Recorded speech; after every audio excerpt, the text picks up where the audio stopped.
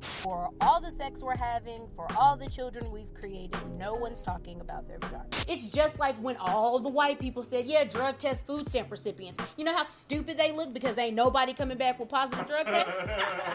Y'all wasted how much money when y'all could have just said, we don't want niggas to have food stamps. You wasted time, money. Alternatives don't taste like what I feel like it should taste like. So while I'm trying to get used to these new foods, I mean, butter is life, cheese is life. So what's the most you spend when you go out to like a restaurant? Well, see, that's the thing. I'm an adventurous little shit. I'll try something new. You know, ladies, it gets really difficult to do the things we know we need to because doing what we don't need to is super easy.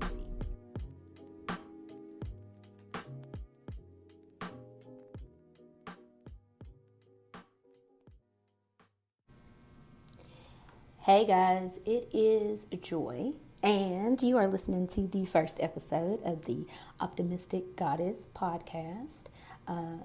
Today's episode is probably going to be a little short just because I'm stressed, y'all. And funny enough, that's our topic for the day. It's stress, because who here isn't stressed? Look at our president, look at our nation, look at our families, look at everything. It's very easy to get stressed out. So I put on all my social media a question. I just wanted to know, how do you know when you are stressed? That was kind of my starting point. So I've got a couple answers here that I wanted to read. And if you have some answers as to how you know you're getting stressed, feel free to reach out on the Facebook page, the Optimistic Goddess Podcast. You can reach out to me on Twitter at Optimistic Saga, and you can always email me at optimisticgoddess@gmail.com. I want to hear what everybody has to say, so definitely let me know, how do you know you are stressed? So to start, I asked a couple people who are really close to me, and of course I put the question on Facebook to get some other answers. So like I said, I'm just going to read them off here. We have Ari from Chemtrails, Human Atlas, my girl. She said, I'm uncomfortable with waking up in the morning. And I thought that was a really interesting response, because I, of course, had to ask, what do you mean? And she went on to explain that when her reality is hard, it's harder for her to wake up. So when you're living your ideal life, it's so much easier to wake up in the morning. A good friend of mine said, I get irritated easily and can't concentrate like normal. I'm pretty sure that we all have experienced that one. It's usually kind of like a first indicator that you are getting stressed. My cousin Tamika said, I start to overthink. And of course, anyone could tell you overthinking, of course, is always going to be a sign of stress. Normandy of Empress Crowns, hey girl, said, I overanalyze everything. I know with her running her business, it's super easy to get caught up in your mind of how to make things work, how to make things fit, how to make things perfect. And when stressed, it tends to kind of exacerbate that. Ollie Hefner from Facebook said, I can't eat, I can't sleep. Yes. Or in my case, I eat a lot and I sleep-ish. Olivia Garcia from Facebook said, I know I'm starting to stress when I can't stop thinking about an issue, like it literally consumes every thought all day long. Girl. But I'm the type of person who doesn't like to trouble people with my issues, so I just keep it to myself. I become super antisocial and don't want to talk to anyone, and I can't sleep for shit. Honey, you are preaching to the choir. I'm telling you right now, like, sleep is very hard to come by when I'm stressed out. It's very restless sleep, I guess is the best way to put it. I close my eyes, I know I'm asleep, but my mind is all over the place. And then my girl Tiffany of Blue Estates, you know, she's my go-to guy when I am going through something spiritual or emotional, because she's one of my elephants. She definitely checks on me, make sure that I'm doing well. And so she came with the actual knowledge. She said, your body, your stomach and mind are usually the first indicators. Mood swings, loss or elevated appetite, constipation or change in bowels, and a change in sleep pattern. Tristan of Indigo Glow PR and Management said that she has an uneasy feeling. It's like an uneasy feeling in her body. She said, my clothes don't fit right. I'm just really uncomfortable in general.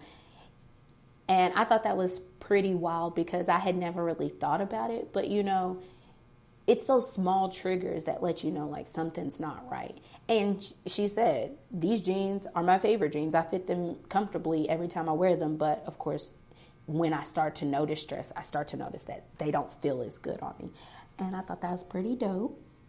And then we have here Justin, a guy that I have worked with, that's Work Bae. He said, whenever little things start to annoy me, like clutter in the house, and if something that maybe would slightly irritate me makes me want to smash it, he knows he's getting stressed. He also said, I think a lot of guys deal with it similarly. It feels like we're just letting a stressful event or situation just slide by, but we're really not dealing with it at all. This podcast, I say, is kind of directed towards women and helping them improve, but I love to get some responses from the men. So thank you, Justin, for that. And then Braxton, aka her real name's Deonica. Hey girl. She said, I know I'm starting to stress when my depression and anger kicks in. I mainly get depressed when I'm stressed because most things I stress about, I know it's going to take a while for me to fix. I even stress about my depression. Listen, I also don't sleep or eat when stressed. I fidget with my nails and skin around my nails, or I shake. People always have those little signs. You can see it even that, girl, I'm tired. I'm really tired. And it shows. And I think that's really crazy because a lot of times we're supposed to be perfect. We're supposed to be getting things done. And lo and behold, we're stressed. So I just wanted to talk about how I know that I'm stressed. So initially, I noticed that it feels harder to breathe. I know that I am breathing. Mentally, I am sound enough to say, I know I am breathing, but there's this feeling in my chest where it just feels like if I don't take a deep breath soon, I might not make it. That's one of my first indicators that my stress levels are going up. Another is I start to think of everything in a more negative aspect. I'm very optimistic by default, but I'm also very pessimistic by default. It's crazy. On any given day, I can see a positive in a situation. And for my friends, oftentimes I can see a silver lining for them. But then in my own life, it becomes harder to see those silver linings as the stress kind of builds. So if I start to notice that everything I'm thinking about, there's a negative thought behind it, that's about the time that I need to go ahead and reel it in and try to refocus, redirect my energy. Which leads me to our topic of the day. How do you combat your stress? So I wrote down a couple of things that I wanted to go over about combating stress. These are all things that I've tried, and these are things that the people around me have tried. So I try not to steer people in a blind direction. Of course, I want you to do your research and, see if there's other ways that work for you. But here are some things that work out for me. The first is workouts. I know if you guys follow me on Facebook or Instagram, I typically try to put up a picture of me looking god awful, sweating. Ugh. I mean, I kid you guys not. I love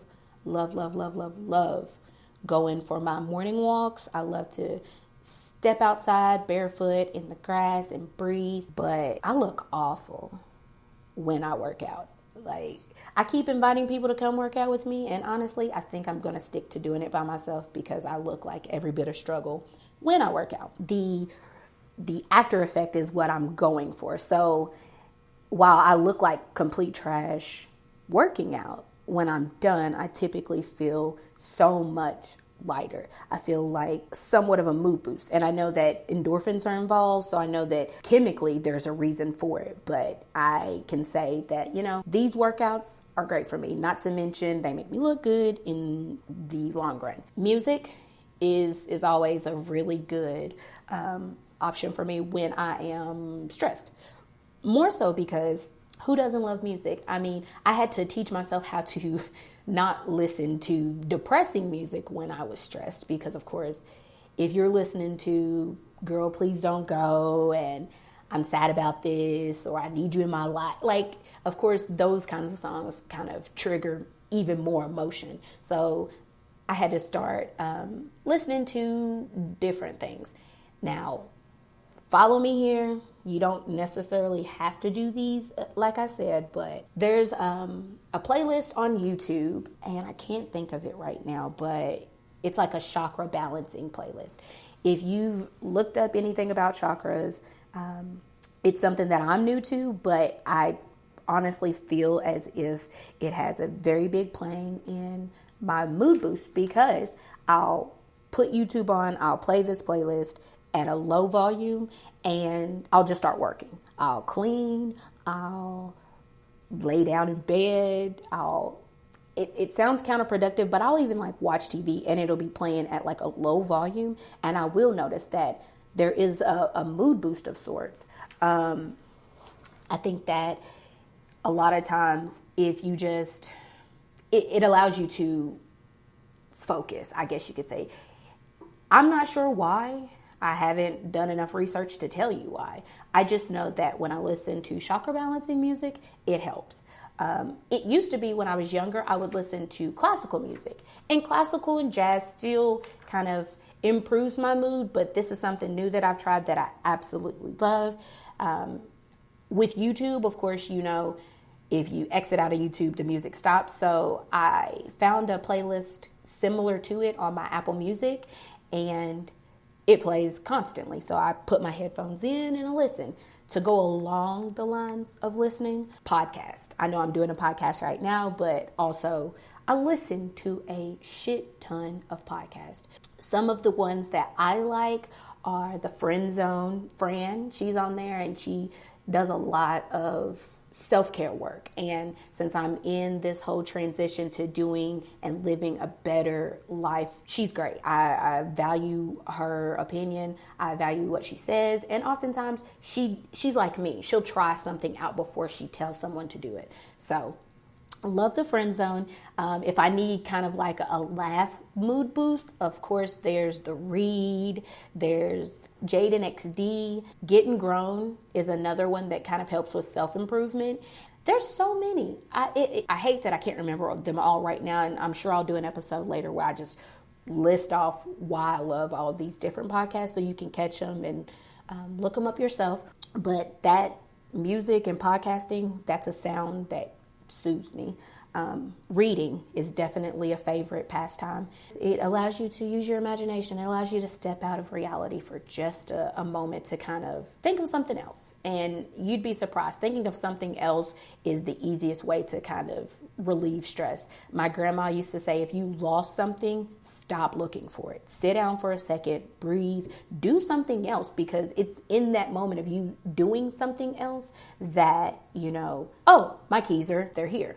You know, so reading is kind of one of those methods to me. It's like if I'm just thinking, let me read something, because guess what I can't do? I can't think of these two things at once, apparently. To go back with working out, I like nature walks.